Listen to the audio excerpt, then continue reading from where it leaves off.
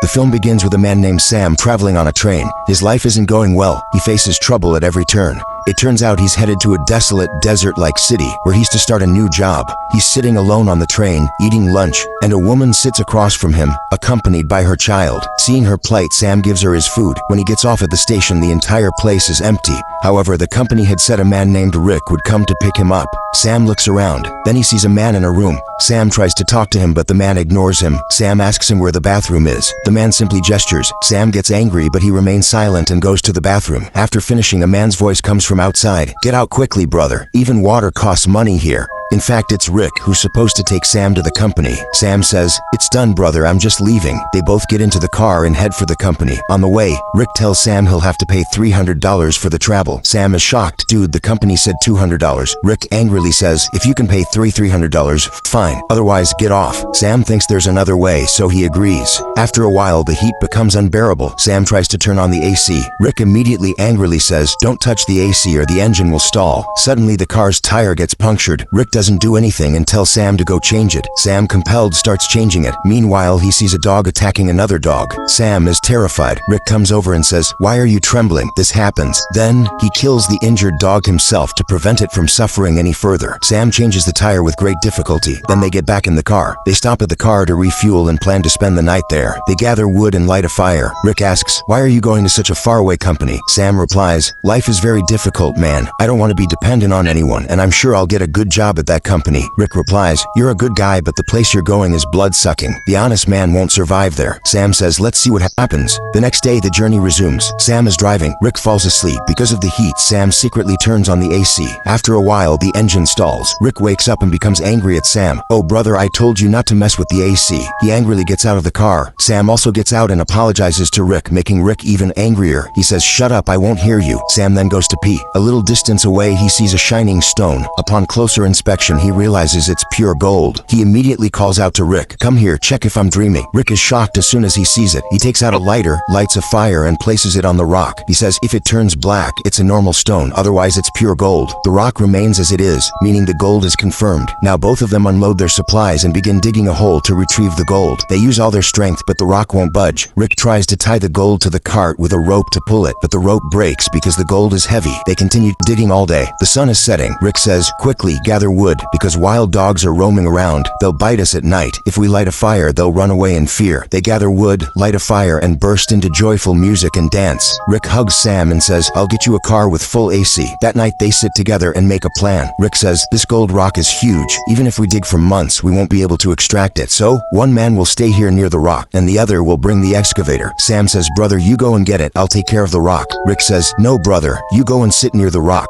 This is a desert. There are wild animals everywhere. You won't be able to bear it." Sam says, "It's okay. Don't worry about me. I'll survive. You're a thief anyway. You might run away with the gold. How can I trust you?" Rick says, "Okay, brother, I'm leaving. You take care of the gold." The next day, they distribute rations. Rick gives Sam a satellite phone so they can stay in touch. Rick says, "A friend of mine has a digging machine. I'll get that. Just pray the car doesn't break down on the way. It might take me 5 days to get back." Then he leaves. Sam covers the gold with dirt so that anyone passing by won't be able to see it. He also sets up a small tent near the rock and puts all his belongings inside. Before sunset, he gathers wood to light a fire. At night, he lights the fire and sits down. He eats a little of the food and puts the rest away. Suddenly, he wakes up. He hears the howling of stray dogs and realizes that being alone makes him easy prey. He panics and falls asleep with his knife in his hand. The next morning, he awakens to the scorching sun. He's extremely hot and exhausted. He hasn't had enough sleep and the sun's heat burns his skin. Just then, the satellite phone rings. Sam runs to the phone, but the call is disconnected. He sits in the tent, looking at the gold, thinking that the first thing he'll do after selling it is to buy a big house. Then Sam wanders around the nearby area. He sees a crashed plane in the distance. He immediately goes to the crashed plane and decides to stay there. But the gold rock is hidden from his sight. So, he picks up some pieces of the plane and sets up a tent near the rock. Sam rests for a while to conserve water and reduce fatigue. Suddenly, he hears noises from outside as if someone is stealing the gold rock. He goes out, but nothing happens. The rock remains the same. He sits down next to it. Then an idea strikes him. Why not chip a piece of gold from it? Sam picks up the stone and begins to break it, and he manages to break off a large large piece of gold, cleans it off the dirt, and keeps it. Just then Rick calls. Sam asks, "Hey brother, where are you? The sun has made me miserable." Rick replies, "My engine's broken. I'll be a little late." Sam says, "Hurry up, I'll die of thirst." Rick says, "It'll take me a few more days to get back," and hangs up. At night, Sam sits in front of the fire when dogs start howling from all sides. Sam, afraid they might all attack at once, clutches a burning stick in his hand to scare them away.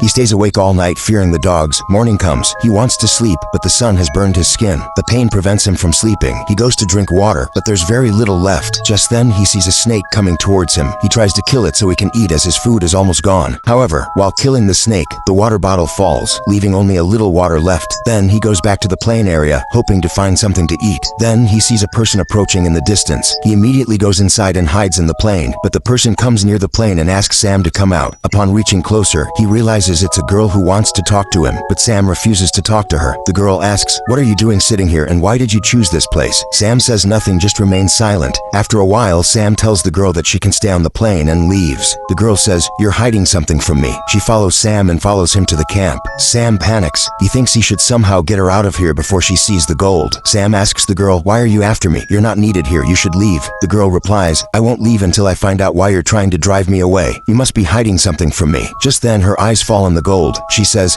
"So you've become the owner of all the gold. You'll take this entire treasure alone. Now listen to me. I won't leave until I get half of it." Sam becomes enraged. He picks up a stick and hits her directly on the head. The girl dies on the spot. Sam is shocked. He can't believe he killed someone out of greed. Then he composes himself, gathers all her valuables, digs a pit, and buries her body. A little while later, he sees a dog trying to dig the body out of the pit. Sam runs over, removes the dog, pulls the body out, and sets it on fire, burning it. The next day, his phone rings. Sam wakes up to Rick. "Hey brother, where are you? I'm dying of hunger. If you don't come quickly, I'll die of hunger and thirst." Rick replies, "Sorry friend, I know you're in a lot of trouble. I'm coming quickly. This digging machine is very slow. It'll take a little more time." Sam becomes worried. He's exhausted from hunger and thirst, and he's afraid of being attacked by a wild animal. A little while later, he sees a car passing by. He thinks, why not take a piece of gold and leave? But the lure of more gold stops him. He could have taken a piece of gold that could have changed his life, but his desire for more keeps him here. Before evening, Sam gathers wood for the night, but suddenly a violent sandstorm hits. He runs toward the tent, but the storm blows his tent away. Sam runs for cover, only to find a tree falling on him. After the storm subsides, Sam finds himself buried in mud, a piece of wood poking through his stomach. But Sam's greed for gold is so strong that instead of digging the wood out of his stomach, he heads straight for the gold. He goes on all fours. Raph searches for the gold and finally finds a piece. Sam jumps with joy. Then he takes a stick from his stomach, and the wound begins to bleed profusely. He takes a piece of cloth and bandages the wound, but the bleeding doesn't stop. Out of compulsion, he heats a piece of can and applies it to the wound. This causes Sam so much pain that he faints. After a while, he regains consciousness. He sees the same girl he killed everywhere. His mind is spinning. He doesn't know if it's real or just an illusion. Just then the phone rings. Rick calls. Sam screams, "Man, that girl is everywhere." Rick says, "Which girl? Look, make sure no one finds out about the gold. If anyone finds out, kill her." But Sam's condition is so bad that he can't even stand on his own feet, let alone kill anyone. He's crawling on the ground, not even daring to respond. Suddenly the same girl appears standing in front of him, but this time there are no wounds on her face. She gives Sam water and asks for help, but Sam, so blinded by his lust for gold, refuses to accept help. Sam, terrified, says, "I killed you. Stay away." She replies, "Just tell me, did my twin sister pass by?" Sam is convinced it's not a hallucination. It's the sister of the girl he killed. Sam replies, "No, I didn't see anything. Just get out of here." The girl leaves. Moments later, wild dogs begin to approach him and surround him. He immediately calls Rick. He asks Rick, "Where are you? Come quickly, or these dogs will kill me." He begins crying and pleads with Rick, "Please come quickly. I'm about to die." Rick says, "Stop. I'm just about to reach." Suddenly, the dogs attack. One by one, they start biting him. Here we see Rick sitting away from Sam, observing everything through binoculars. He had actually arrived there several days earlier with the machine and was just waiting for Sam to die so that he could take all the gold alone. Rick then hides himself. He sees Sam being dragged away by wild dogs. Even then, Sam is still staring at the gold. The dogs then tear Sam to pieces and devour him. When Rick is certain that Sam is dead, he takes his cart and arrives to pick up the gold. But suddenly, an arrow strikes him directly in the chest, killing him. The shooter turns out to be none other than the girl's twin sister. If this movie breakdown held your attention, please subscribe to the channel and hit that bell icon. We publish new movie explanations every day. Let me know in the comments, what was the most shocking moment for you? Thanks for watching, and we'll catch you in the next one.